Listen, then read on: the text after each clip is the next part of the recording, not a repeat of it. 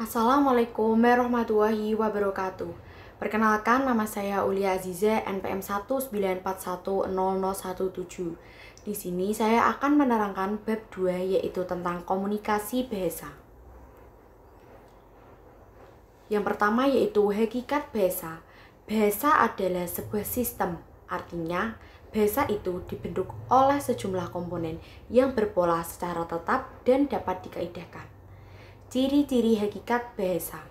Bahasa itu sebuah sistem lambang, berupa bunyi, bersifat arbiter, produktif, dinamis, beragam, dan manusiawi. Bahasa selain bersifat sistematis juga bersifat sistemis.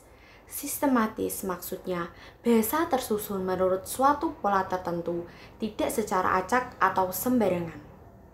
Sistemis, bahasa bukan merupakan sistem tunggal, melainkan terdiri dari sejumlah subsistem, yakni fonologi, morfologi, sintaksis, dan leksikon. Selanjutnya yaitu lambang bunyi bersifat arbiter.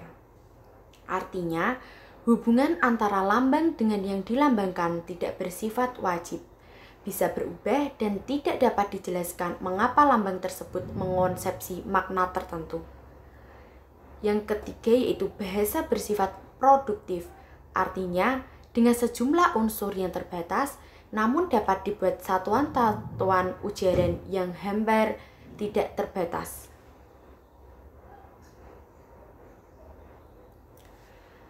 Selanjutnya yaitu bahasa bersifat dinamis, artinya bahasa itu tidak terlepas dari berbagai kemungkinan perubahan yang sewaktu-waktu dapat terjadi.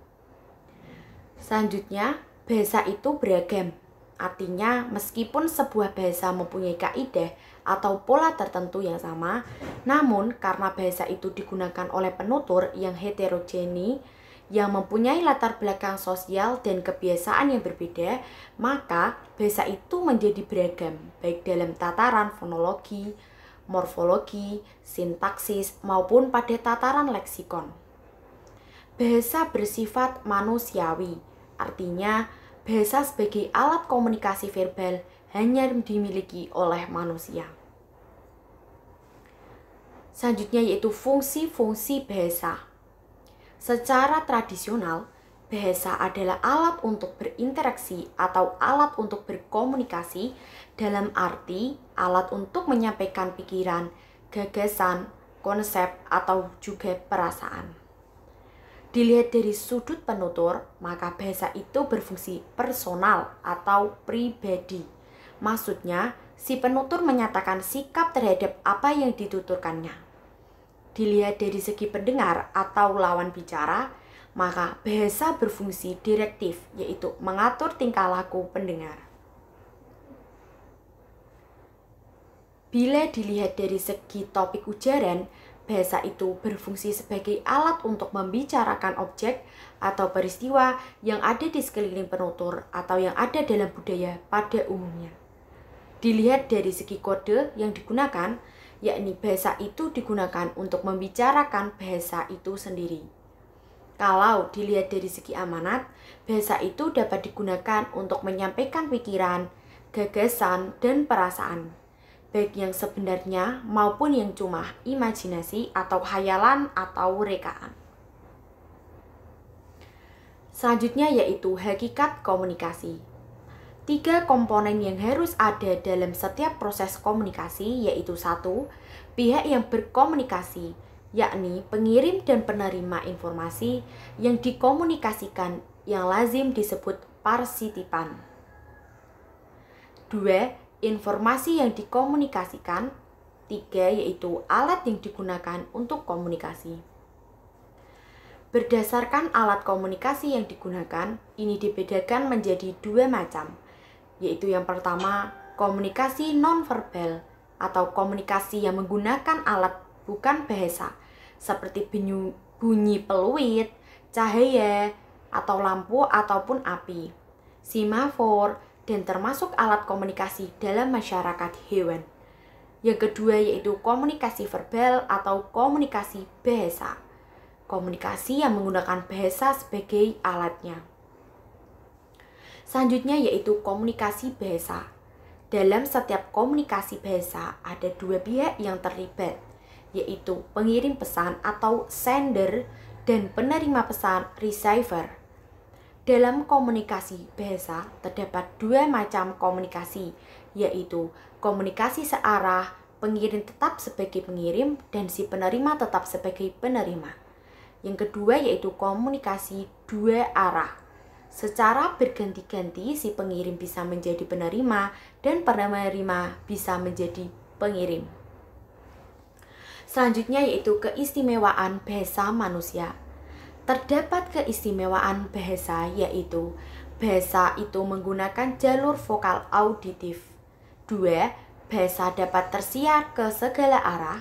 3. Lambang bahasa yang berupa bunyi itu cepat hilang setelah diucapkan. 4. Partisipan dalam komunikasi bahasa dapat saling berkomunikasi. 5. Lambang bahasa itu dapat menjadi umpan balik yang lengkap. 6. Komunikasi bahasa mempunyai spesialisasi. 7. Lambang-lambang bunyi dalam komunikasi bahasa adalah bermakna atau merujuk pada hal-hal tertentu. Selanjutnya yaitu rancangan artikel sosiolinguistik. Topik yang saya ambil yaitu fenomena cara berbahasa berdagang online dengan berdagang offline. Permasalahan, perbedaan bahasa pada cara berdagang online dan offline memang cenderung berbeda. Jika pedagang online cenderung menggunakan bahasa yang lebih sopan dan bahasanya pun lebih tertata rapi, baik saat menawarkan dagangannya maupun saat proses tawar-menawar. Berbeda dengan pedagang offline, biasanya para pedagang offline akan cenderung menggunakan bahasa yang spontan, terkadang sopan, terkadang tidak. Baik saat menawarkan barang atau saat tawar-menawar. Biasanya saat proses tawar-menawar yang berujung cekcok. Manfaat. Penggunaan bahasa pada saat berdagang adalah bertujuan sebagai alat komunikasi dan interaksi antara sesama manusia sehingga terjalinnya proses jual-beli.